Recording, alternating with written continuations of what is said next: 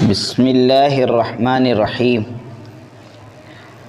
قربانی کے مسائل، حصہ نمبر 1۔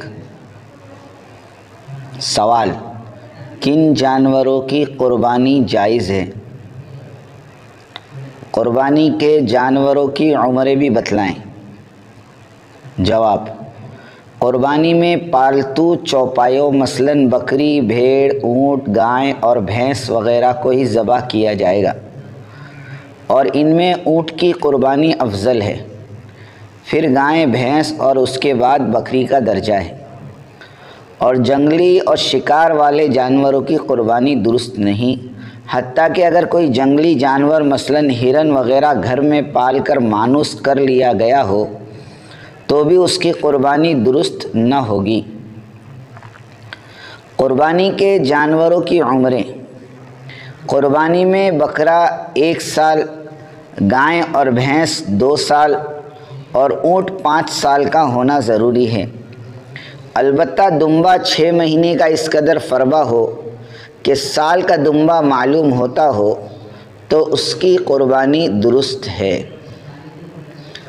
سوال نمبر 2۔ دم کٹے جانور کی قربانی۔ جواب: جانور کی دم 1/3 یا 1/3 سے کم کٹی ہو تو اس کی قربانی جائز ہے، اور اگر 1/3 سے زائد کٹی ہوئی ہے تو اس کی قربانی جائز نہیں، یعنی آدھی یا آدھی سے تھوڑی کم ہو اور 1/3 سے زیادہ ہو تو ایسے جانور کی قربانی جائز نہیں ہے، کیونکہ ایسا جانور عیب والا ہے۔ سوال نمبر 3۔ لنگڑے جانور کی قربانی۔ جواب: جو جانور بالکل لنگڑا ہو یا اس قدر لنگڑا ہو کہ 3 پاؤں زمین پر رکھتا ہو اور 4تھا پاؤں زمین پر رکھ ہی نہ سکتا ہو تو اس کی قربانی درست نہیں، اور اگر 4تھا پاؤں زمین پر ٹیک کر لنگڑا لنگڑا کر چل سکتا ہو تو اس کی قربانی درست ہے۔ سوال نمبر 4۔ حاملہ جانور کی قربانی۔ جواب: جس جانور کے پیٹ میں بچہ ہو اس کا ذبح کرنا جائز ہے، البتہ جان بوجھ کر ولادت کے قریب جانور کو ذبح کرنا مکروہ ہے، اور اگر یہ جانور قربانی کا ہے تو ذبح کے بعد جو بچہ نکلے اس کو بھی ذبح کیا جائے گا، اس کا کھانا حلال ہے، اور اگر مردہ نکلا تو اس کا کھانا درست نہیں، اور نکلنے کے بعد ذبح کرنے سے پہلے ہی مر گیا تو بھی اس کا گوشت کھانا حرام ہے۔ سوال نمبر 5۔ سینگ ٹوٹے جانور کی قربانی۔ جواب: سینگ تھوڑا بہت ٹوٹا ہے تو قربانی درست ہے، اور اگر بکرے کی سینگ کا کچھ حصہ اوپر سے ٹوٹ گیا یا اس کا کھول اتر گیا تو بھی اس کی قربانی درست ہے، لیکن اگر اس کا سینگ جڑ سے ٹوٹا، بعد میں اس کا اثر دماغ تک پہنچ گیا تو پھر اس کی قربانی درست نہ ہوگی۔ سوال نمبر 5۔ باولے جانور کی قربانی۔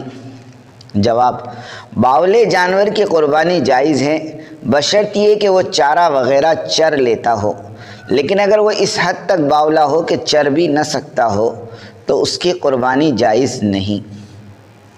سوال نمبر 6۔ کون سا عیب قربانی میں مانع ہے؟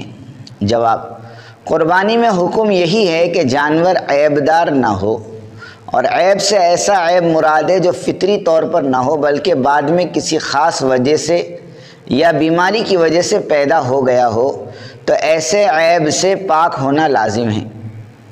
لہٰذا 2 تھن والے مادہ جانور کے ایک تھن سے دودھ نکلے، دوسرے سے دودھ نہ نکلے، اسی طرح 4 تھن والے مادہ جانور کے 2 تھن سوکھ جائے تو یہ ایسا عیب ہے جس کی وجہ سے قربانی جائز نہیں۔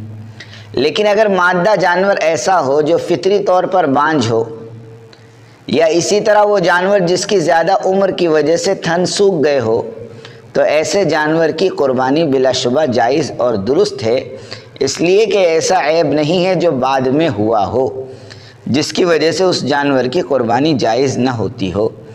لہٰذا اگر جانور دودھ دینے کے لائق ہو مگر کسی بیماری کی وجہ سے اس کے تھن سوکھ گئے ہوں تو اس کی قربانی جائز نہیں۔ سوال نمبر 6، بغیر دانتے یعنی بغیر دانت کا 1 سال کے بکرے کی قربانی۔ جواب، اگر واقعتاً بکرا 1 سال کا ہے اور آپ کو حتمی طور پر معلوم ہے کہ بکری کی عمر 1 سال ہے تو اس کی قربانی شرعاً درست ہے۔ دانت پر قربانی کی صحت کا مدار نہیں بلکہ صحت کا مدار عمر پر ہے۔ دانت تو عمر معلوم کرنے کی احتیاطی طور پر ایک علامت ہے، یعنی دانت وغیرہ نہ بھی ہو لیکن ہمیں یہ پتہ ہے کہ بکرا پچھلی بقرعید سے پہلے پیدا ہوا ہے تو یہ بکرا 1 سال کا ہے، اس کی قربانی ہو سکتی ہے۔ سوال نمبر 7، قربانی کے جانور کے دودھ کا کیا کریں؟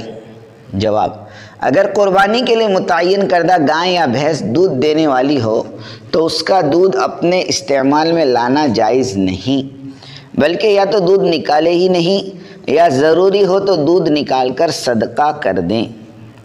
مگر بعض جزیات سے معلوم ہوتا ہے کہ قربانی کا جانور اگر گھر کا چارہ نہ کھاتا ہو بلکہ باہر جنگل میں چر کر گزارا کرتا ہو تو اس کے دودھ وغیرہ کے صدقہ کرنے کا حکم ہے، لیکن اگر اسے گھر میں چارہ لا کر کھلایا جاتا ہو تو اس کے دودھ کا صدقہ کرنا لازم نہیں بلکہ اپنے استعمال میں لایا جا سکتا ہے۔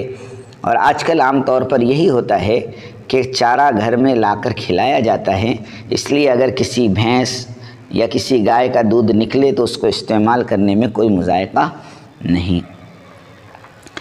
سوال نمبر 9، کیا ذبح میں معاونت کرنے والے بھی بسم اللہ پڑھیں گے؟